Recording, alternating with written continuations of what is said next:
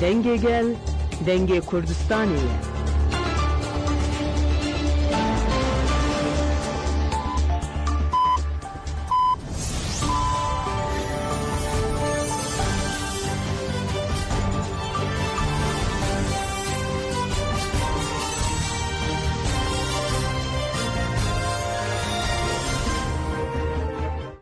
Jinavendan uçan radyo denge gelden başkodarın hece ürü hafteçiliği 2025 seyşemli Brüksel'e saat 8 la medede. Hemen uçan serisi ve peşkeş bikendem de mazadiye reber apoya.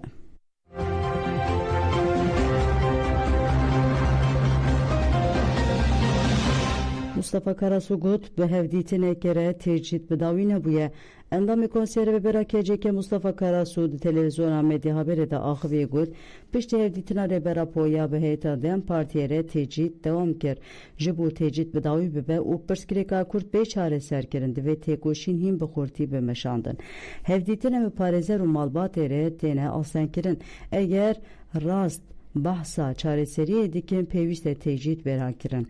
Em daliye politikayın devleta Türkiye tekildari perskereka kurte xwedî tecrübene. Pevajiyên beriya naha weke pevajiya çareseriye dihatin penasekirin dane xuyakirin ku ew ne samimî ne û xwedî zihniyeta înkar û tunekirinine. Niyeta wan ya demokratik buna devletê nîne. Karasûdê şankir ku rêbera xwe her tim çareseriya demokratik û çareseriya perskereka Kurd xwestiye û got rêbera xwe de hevpeyvîna sala 1988 de ji Mehmet Ali Bîran re çi gotibû îro jî heman tiştî dibêje. Yên ku çareserî û aştiyê bixwazin dewleta Tirk û desthilatdariyên wê nîne eger mafê Kurdan yên bingehên neyê naskirin guhertîneke demokratîk bêk neyê û gelê Kurd jî ji samimiyetê wan bawer nakin.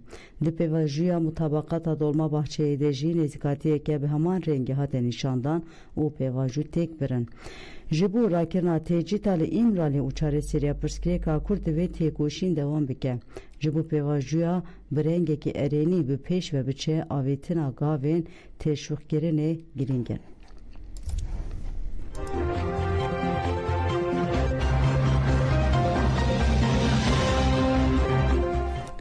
Navê ragihandina Hêzên Sûriya Demokratîk Qesedê ragihand got em serkeftina xwe ya îro diyarî gelê xwe dikin. Qesedê ragihand ku hêzên wan tevay êrişên dewleta Tirkiye dagirker û çeteyên wan yên paramîlîter hatine têkbirin. Qesedê got ku dewleta Tirkiye dagirker ji aliyê hewayî ve bi balafiran ji bejahî ve jî bi top û tankan destekeke xurt dide çeteyên xwe yên paramîlîter. Li hemberî vê desteka Kurd hemû êrişên çeteyên paramîlîter hatine têkbirin. Qesedê got ku di encama têkbirina wan êrişan de bidihan çete hatine kuştin bidihan wesayîtên leşkerî û panzer hatine rûxandin. Qesedê herî dawî got demên pêş de em ê agahiyên berfireh û dîmenên çalakiyên ji raya giştî parve bikin. Hêzên me derbên giran li dewleta Tirkiye dagirker û çeteyên wê yên paramîlîter dane. Em vê serkeftina xwe diyarî gelê xwe dikin û soza serkeftinê mezintir didin.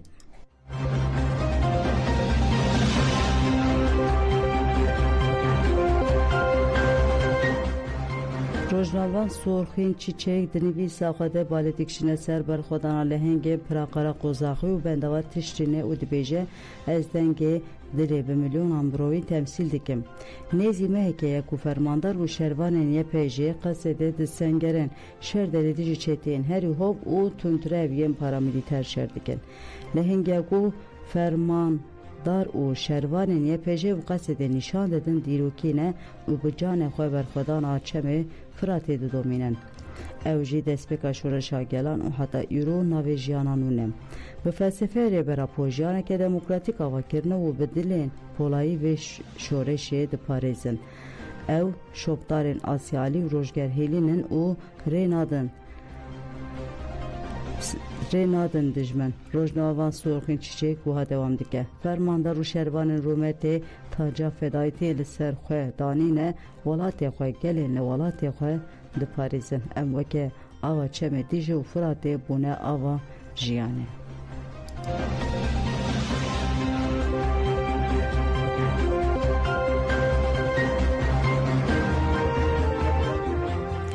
Şende lideri Sinur ve Cared noktaya kontrol kirna pasaporti daha da astenkirin. Şande ku parlamenteriden parti Kamuran Tanhan nüneren DFG, ÖHD, nüneren civaki u malbat Jibu girtina cenazin Rojnavavan Nazım Daştan u Cihan Bilgen çün deriye xabur ye Silopya. Dema şande deriye Sinur xabur derbasker به بهانه ایکس رای خرابویه شانده به ساعتان ها در وستاندن. شانده اکوژی ایکس رای را در باس بو لجی کنترول پاسپورتان ها در وستاندن و گوتن سیستم نینه و شانده 6 ساعتان را وستاندن. یا بالکش او بکو دما شانده daha در وستاندن gelekez daha dın der bas girin. Parlamenteriden Parti Kamuran Tanhan nerazı bu nişanda o gut mebe قصدی او کیفی دیدن روستاندن 6 ساعتن امتین روستاندن لی کسین کو دینه درباستکن وسیعتن دین جی ایکس رای را دین درباستکرن لی وسیعتامه روستاندنه ev ne normale او kiryarek keyfiye.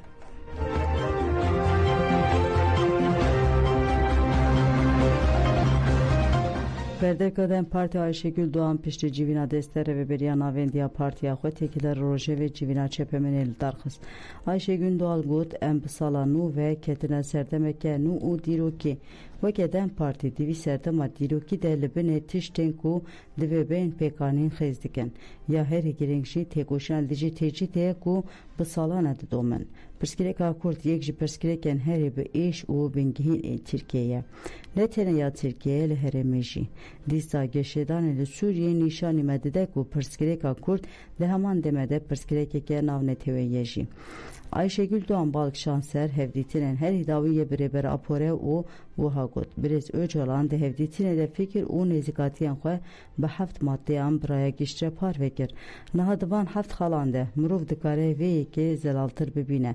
Birêz Öcalan bank li raya giştiya Tirkiyeyê dike. Bank li me hemûyan dike ku ji bo aştî çarêseriya demokratîk diyalog û avakirina riyên müzakereyê berpirsyareke wekev bicih bînin. Ayşegül Doğan bi pîrxiz ku birêz Öcalan hêjî di nav şert û mercên giran ên têcdîtê de tê ragirtin. û got ji bo ku bi rola xwe ya dîrokî rabe divê şert û mercên Öcalan demil dest werê guhertin.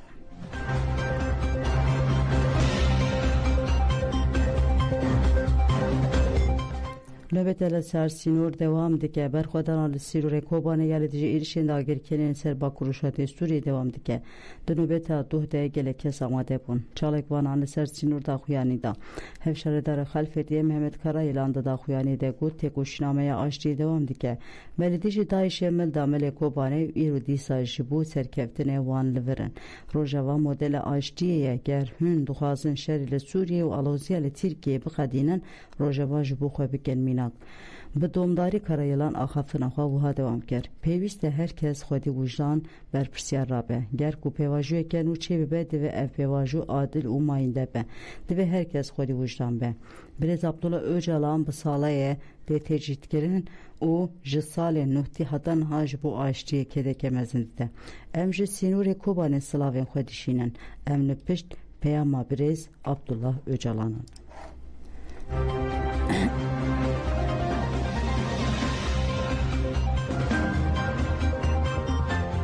Emmanuel Macron Kurdan weke şervanên azadiyê penase kir. Serokkomarê Fransayê Emmanuel Macron ji bo sefîrên bilind konferansek li darxist. Konferansa li Parîsê de Macron Kurd weke şervanên azadiyê penase kir. Macron soz da ku li dijî terora Daişê weke Kurdan di sozê şervanên azadiyê bin.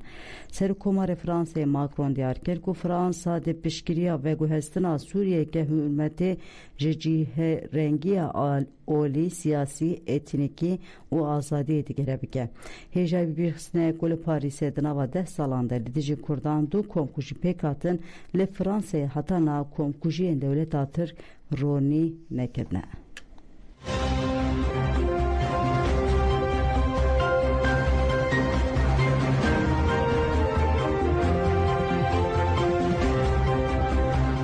Li Çînê 7.1 ert hejiya saziya lêkolînên jeolojîk ya Amerîkayê ragihand ku li herêma Tîbet ya Çînê bi pilê 7.1 erdhej çêbûye.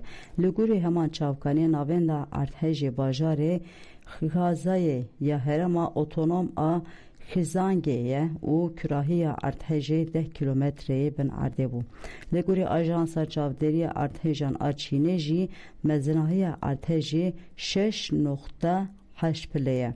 هر وقت دیار کردن که نپال و هندستان جی با باندورا و ارتهجه هجیانه.